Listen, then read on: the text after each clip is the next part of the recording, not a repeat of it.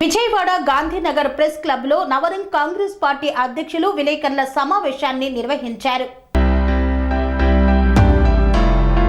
Vijayawada Gandhinagar press club లో Navrang Congress party జాతీయ అధ్యక్షులు షేక్ జలీల్ మాట్లాడుతూ రాబో 2024 పార్లమెంటు మరియు అసెంబ్లీ ఎన్నికలలో అన్ని స్థానాలలో నవరంగ్ కాంగ్రెస్ పార్టీ పోటీ చేస్తుందని తెలిపారు.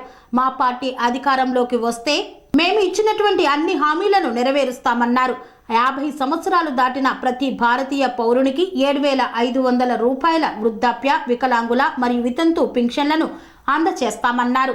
విద్య, ఉద్యోగ రంగాలలో ఎస్టీ, ఎస్సీ, బీసీ, మైనారిటీలకు ముఖ్యంగా ముస్లింలకు 12% షేక్ ఖాన్ సయ్యద్లకు రిజర్వేషన్లు కేటాయిస్తామన్నారు. రాజకీయ రంగంలో అన్ని సర్పంచ్, ఎంపీటీసీ, జెడ్పీటీసీ, ఎమ్మెల్యే, ఎంపీలకు 12% ముస్లింలకు రిజర్వేషన్ కల్పిస్తామన్నారు. డ్వాక్రా మహిళలకు ఒక్కొక్కరికి 5 లక్షల రూపాయలు ఉచితంగా రుణమాఫీ చేస్తామన్నారు. రైతులకు రైతు భరోసా తీసివేసి వడ్డీ లేని రుణం ఇస్తామన్నారు. ప్రతి ఇంటికి గృహమునకు ఉచిత కరెంటు ఇస్తామని పేర్కొన్నారు. పరిశ్రమల స్థాపన కొరకు విదేశీ పెట్టుబడులు తెప్పిస్తాం, వడ్డీ లేని రుణాలను ఇస్తాం. గ్యాస్ సిలిండర్ ఖరీదు ఒకటి 350 రూపాయలు చేసి సంవత్సరానికి 12 గ్యాస్ సిలిండర్లు ఇస్తామన్నారు.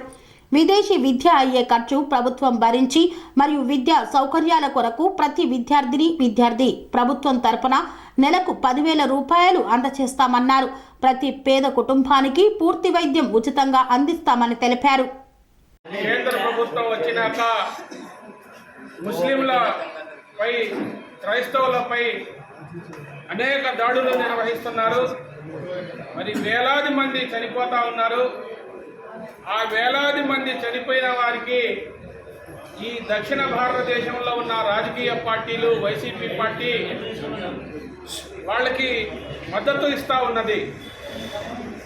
భారతీయ జనతా పార్టీ అధికారంలో ఉన్న పార్టీలకు మద్దతు ఇవ్వవద్దని ముస్లిం పర్సనల్ లా బోర్డు కానీ, క్రైస్తవ సంఘాలు కానీ, ముస్లింల సంఘాలు కానీ 2024లో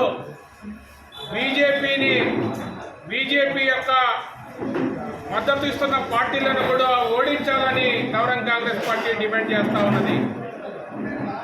మరి కేంద్రంలో అధికారంలోకి వచ్చినాక ఈ దక్షిణాది భారతదేశాన్ని, మరి ఒక పక్క ఉత్తరాది దక్షిణ భారతదేశాన్ని, దక్షిణాది భారతదేశంపై నరేంద్ర మోడీ గారు చిన్న చూపు చూపిస్తూ ఉన్నారు. కులాలను, మతాలను రెచ్చగొడతా ఉన్నారు. మసీదుల్ని కూల్చేస్తా ఉన్నారు. మందిరాలు నిర్మిస్తూ ఉన్నారు. నోరు విప్పితే షూట్ అండ్ షాట్ ఆర్డర్లు ఇచ్చి బుల్డోజర్ వ్యవస్థ తెచ్చి ఇళ్లను కూల్చేస్తూ ఉన్నారు.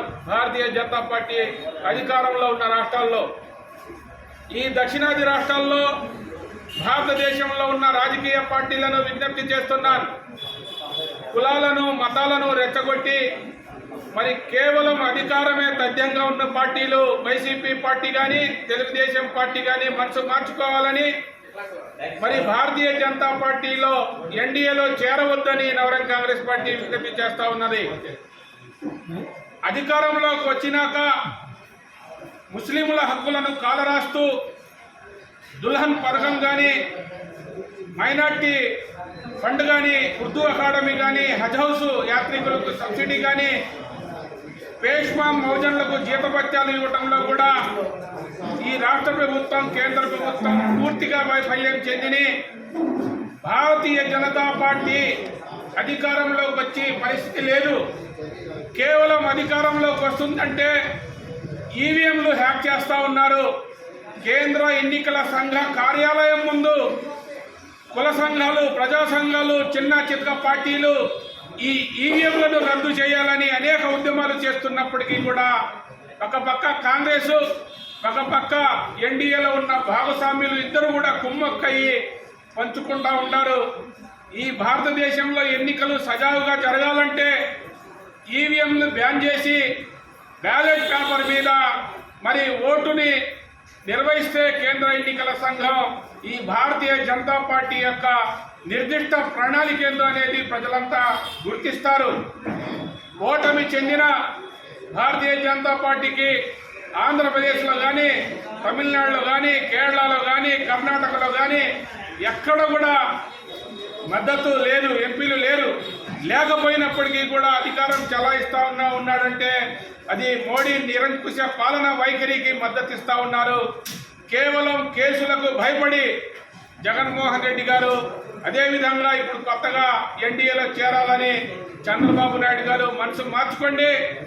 గత ఎన్నికలలో భారతీయ జనతా పార్టీకి ఆంధ్ర రాష్ట్రంలో వచ్చింది కేవలం 3 లక్షల ఓట్లు మాత్రమే.